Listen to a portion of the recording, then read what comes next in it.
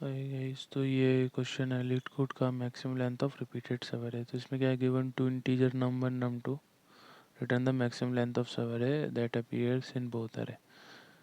ठीक है, एग्जाम्पल भी दे रखा है।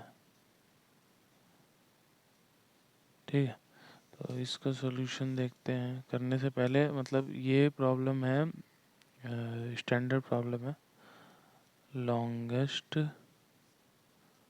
कॉमन सब स्ट्रिंग की।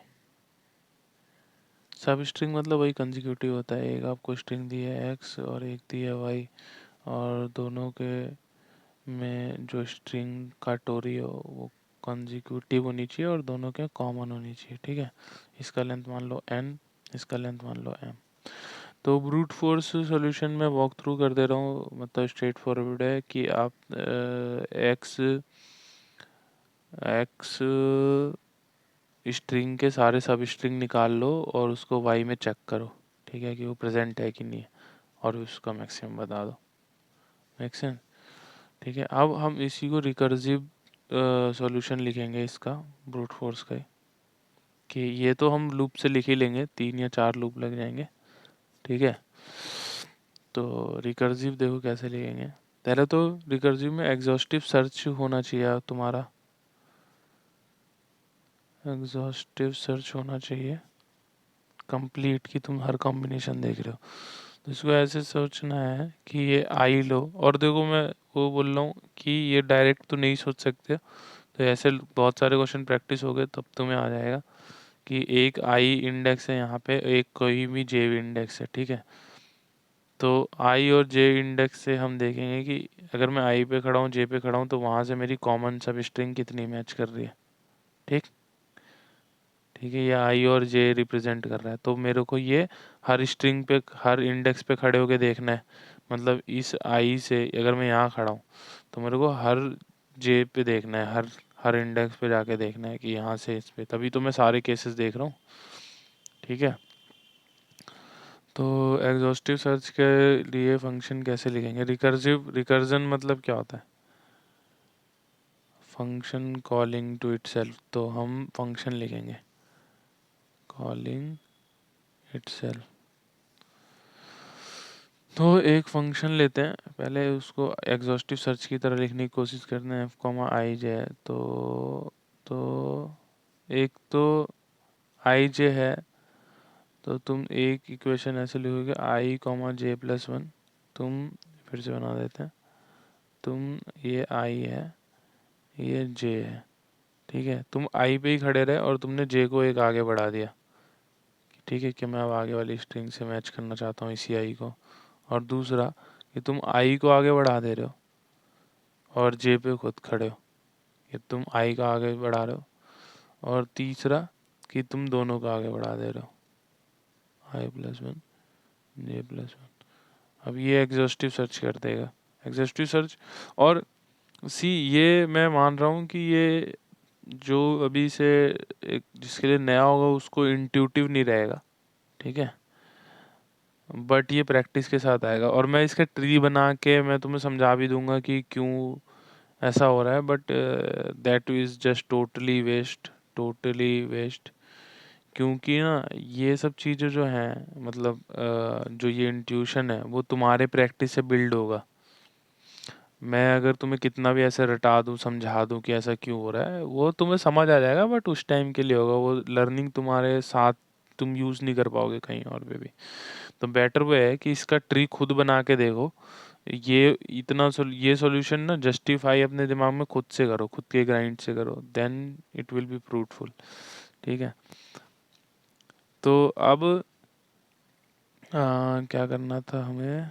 हाँ, तो अब तो हमें वो देखना है कि आई और जे से, ये मतलब अब हम ये कहते हैं कि आई जे क्या रिप्रेजेंट कर रहा है, एफ ऑफ आई जे, कि लॉन्गेस्ट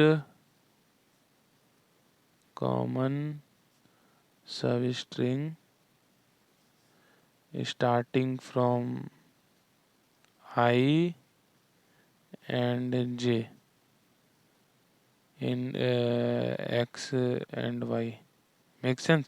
कि एक्स स्ट्रिंग में मैं आई पे खड़ा हूँ और जे पे खड़ा हूँ, तो यहाँ से खड़े होके मेरी मैक्सिमम कंजिक्यूटिव सब स्ट्रिंग की लेंथ कितनी है, ठीक, प्रीफिक्स भी बोल सकते हैं उसे। तो इसका फंक्शन अब हम इसमें थोड़े से और कंडीशन मॉडिफाई करेंगे। कैसे, आई कॉमा जे है, अगर आई कॉमा जे पे स्ट्रिंग इक्वल नहीं हुई, ठीक है, आई वाली स्ट्रिंग और जे वाली स्ट्रिंग इक्वल नहीं हुई, तो हम मतलब बाकी देखेंगे, बाकी बाकी कॉल क्या है, F I comma J plus one देखेंगे और comma F I plus one comma J. और इस वाले केस में जब मुझे ये दोनों कॉल करने पड़ रहे हैं तो मैं नेक्स्ट सर्च करने जा रहा हूँ, बट मैं रिटर्न जीरो करूँगा कि भाई तेरा लेंथ तो जीरो है क्योंकि यहाँ पे इक्वल नहीं है, ठीक है। और ये तुम्हारा अगर इक्वल है, दोनों इक्वल है, तो जो भी F I plus one comma J plus one में दोनों को एक एक आगे बढ़ा दूंगा और ये फंक्शन क्या रिटर्न करना है, लॉन्गेस्ट कॉमन सब स्ट्रिंग। मतलब मुझे तो ये लॉन्गेस्ट कॉमन सब स्ट्रिंग अब आई प्लस वन जे प्लस वन से बताएगा, बट उसके में मैं एक ऐड कर दूंगा। तो या तो मैं जीरो रिटर्न करूंगा या मैं कुछ लेंथ रिटर्न करूंगा, दैट मेक सेंस। अब मेरे पास हर आई जे पे ये वैल्यू प्री फिल्ड हो जाएगी, कहीं पे मैं हैश टेबल वगैरह में भर सकता हूँ, ठीक है, प्री फिल्ड हो जाएगी। तो मैं सारी आई जे का मतलब कि लास्ट में जब मैं पूरा फंक्शन मेरा कॉल हो जाएगा, कंप्लीट हो जाएगा रिकर्जन, तो मैं इसको वो करूँगा, क्या बोलते हैं, तो उसका मैं मैक्सिमम निकालूंगा, मैक्सिमम जो होगा आई जे का वो आंसर होगा, ठीक है। तो अब इसका टाइम कॉम्प्लेक्सिटी देखो, हर आई जे पे तुम दो फंक्शन कॉल कर रहे हो, ठीक है, और आई जे कितने हैं, आई जे के यूनिक कितने होते हैं, तो मतलब ये एक्सपोनेंशियल है कि हर जगह तुम दो कॉल कर रहे हो, क्योंकि मैं वर्स्ट केस ले रहा हूँ, ठीक है, you are getting my point, ठीक है। तो इसमें देखो ट्रिकी पार्ट क्या था कि ये एग्जॉस्टिव सर्च का इक्वेशन लिखना, फिर ये वाला तो इजी पार्ट है, मतलब ये तुम्हें इंट्यूटिव आ जाएगा, बट इसके लिए तुम्हें ग्राइंड खुद करनी पड़ेगी, है ना, और तभी तो मज़ा भी है, ठीक है। तो हैश टेबल ये हो गया, अब ये तुम्हारा इक्वेशन हो गई, और इसको टॉप डाउन सॉल्यूशन बोलते हैं, क्योंकि इसमें तुम पहले बड़ी प्रॉब्लम सॉल्व कर रहे हो, आई जे को स्टार्ट कर सकते हो जीरो इंडेक्स जीरो से, ठीक है, और वो अपने आप प्रीफिल्ड करके कर देगा, लास्ट में हैश टेबल में वैल्यू स्टोर कर लेना हर रिकर्जन में। और मैं कोड नहीं लिखूंगा, कोड तो तुम्हें बहुत जगह मिल जाएगा, ठीक है। अब इसी को हम वो भी कर सकते हैं, मैट्रिक्स भी बना सकते हैं, क्योंकि देखो टोटल यूनिक सब प्रॉब्लम कितनी होंगी, यूनिक सब प्रॉब्लम जो कि रिपीट हो रही हैं, आई कितना जा सकता है एन, और जे कितना जा सकता है एम, तो एन क्रॉस एम यूनिक सब प्रॉब्लम होंगी। तो ये क्या बोलते हैं, एन क्रॉस एक टाइम कम्प्लेक्सिटी में सॉल्व कराई जा सकती है, अगर तुम रिकर्जन को क्या बोलते हैं कि वो क्या वर्ड होता है यार, मेमोराइजेशन, उसका रिजल्ट स्टोर करोगे, तो इसको मेमोराइजेशन करके वो कर सकते हो। और इसका दूसरा ये भी है कि तुम मैट्रिक्स बना के ना, मैट्रिक्स बना के भी इसे सॉल्व कर सकते हो, 2D, जिसे बॉटम अप अप्रोच बोलते हैं। तो इसमें मैट्रिक्स कुछ दो तरीके से सॉल्व होगी, ठीक है। मान लो कि मैं क्या क्या एक्स तुम्हारा ये है, वाई तुम्हारा ये है, आगे से जा रहा हूँ, आई आई भरना है मुझे, जे भरना है, तो आई आई जे भरने के लिए मुझे क्या चाहिए था, मैंने जैसे यहाँ पे भी किया था, आई जे भरने के लिए मुझे आई प्लस वन जे प्लस वन चाहिए, तो ये आई जे भरने के लिए मुझे आई प्लस वन में ऑलरेडी सॉल्व चाहिए। तो ये ऐसे होंगे, पहले देखो मैं एरो देखो कि पहले ये सॉल्व होना चाहिए फिर मैं ये सॉल्व कर पाऊंगा, ये सॉल्व होना चाहिए फिर मैं ये सॉल्व कर पाऊंगा, ये ऐसे ऐसे। तो ये वाला रो और फिर ये वाला कॉलम, ये दोनों पहले भर लूंगा मैं, ठीक है, उसके बाद मैं ये सब पूरा मैट्रिक्स भर सकता हूँ, मेक सेंस। और मैट्रिक्स में कैसी वैल्यूज होंगी, या तो जीरो होंगी या तो जो भी लेंथ होगी, तो उसका लास्ट में तुम मैक्सिमम निकाल लेना। और इसका वॉक थ्रू कर लोगे तुम लोग गाइस, आई बिलीव यू।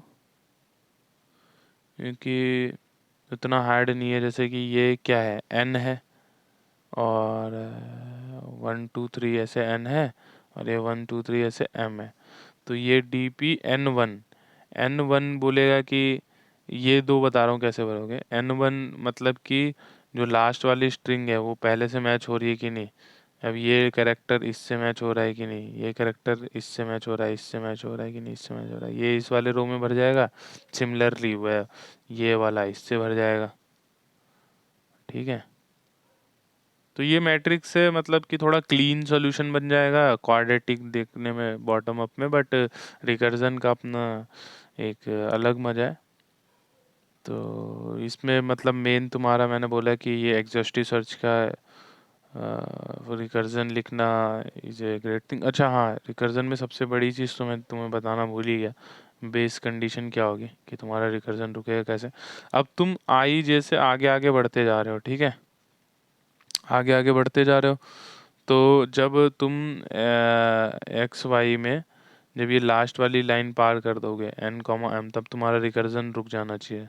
ठीक है, जैसे कि तुम भरने आ रहे थे कुछ एफ n कॉमा कॉमा मान लो कुछ भी था, ये 3 था, तो अब नेक्स्ट कॉल तुम्हारा क्या होगा, एफ n प्लस 1 कॉमा 3, है ना, या फिर एफ n कॉमा 4, और या तो अगर इक्वल हो गया तो n कॉमा 3 तो एफ n प्लस 1 और 4। ठीक, तो ये वाला तो ये क्या होना चाहिए, जीरो होना चाहिए, रिटर्न कर देना चाहिए, ये जीरो होना चाहिए। तो बेस कंडीशन ये होगी, बेस कंडीशन ये होगी, if I is greater than n और j is greater than m, return. ठीक है, ये तुम्हारी बेस कंडीशन होगी। तो लिखो इसको, और ये पहले कॉपी पे सॉल्व करो, और उसके बाद जो ये अपना मैक्सिमम लेंथ रिपीटेड सब है ये प्रॉब्लम सबमिट करके चेक कर सकते हो।